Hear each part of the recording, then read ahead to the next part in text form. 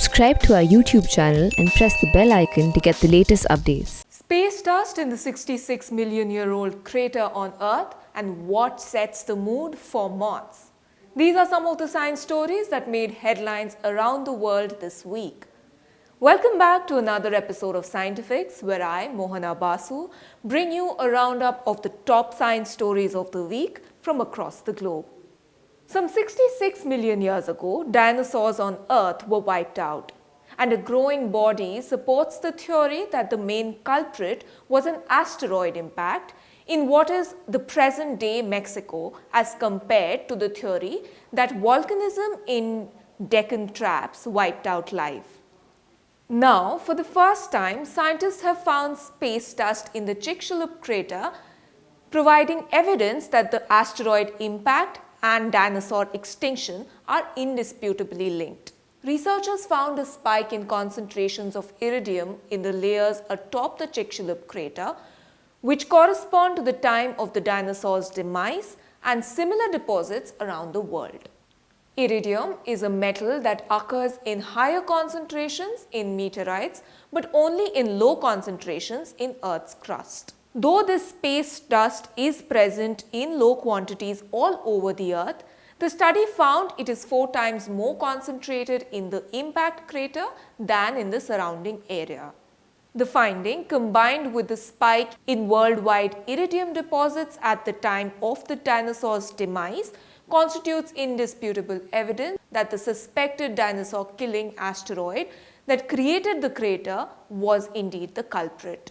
Teenage Tyrannosaurus rex may have given other dinosaurs of the era a tough time, fundamentally reshaping the diversity of prehistoric predators. In a new study, scientists demonstrated that the offspring of enormous carnivorous dinosaurs may have outcompeted smaller rival species. Because they were born from eggs, dinosaurs like T-Rex were small at birth, about the size of a house cat. This meant that to grow to a size of a city bus, they would have changed their hunting patterns and prey items. Paleontologists have always suspected that giant carnivorous dinosaurs would change behavior as they grew. But how that affected the world around them remain largely unknown. The researchers say that dinosaurs had surprisingly low diversity. On collecting data from around the globe, including over 550 dinosaur species, what the researchers found was a gap. In communities that had megatheropods, that is dinosaurs over 4,000 kilograms in weight and 10 meters in length, very few carnivorous dinosaurs between 100 to 1,000 kgs existed.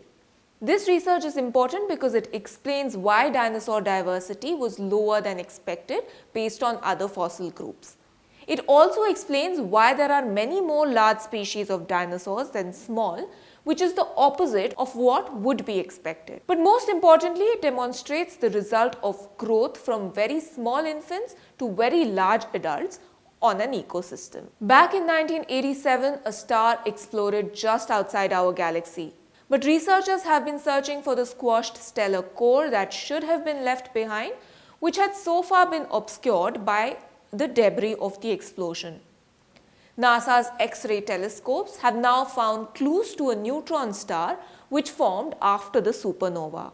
When a star explodes, it collapses onto itself before the outer layers are blasted into space. What is left is a very dense remnant called a compact object, which is either a black hole, a white dwarf, or a neutron star. When the compressed remnant is an extraordinarily dense object with the mass of the Sun squeezed into an object only about 10 miles across, it forms a neutron star.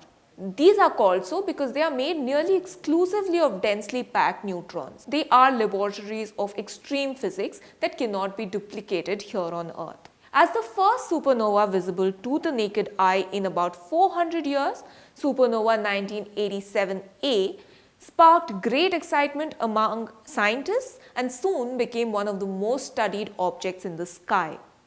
The supernova is located in the large Magellanic Cloud, a small companion galaxy to our own Milky Way, only about 170,000 light years from Earth.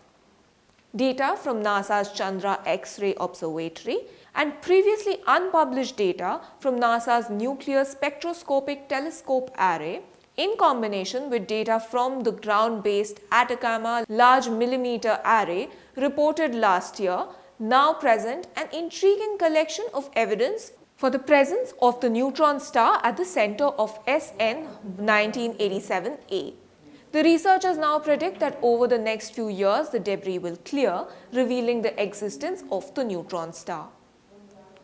Also this week, scientists revealed that the volcanic rock samples collected during NASA's Apollo missions have the signature of key events in the early evolution of the moon.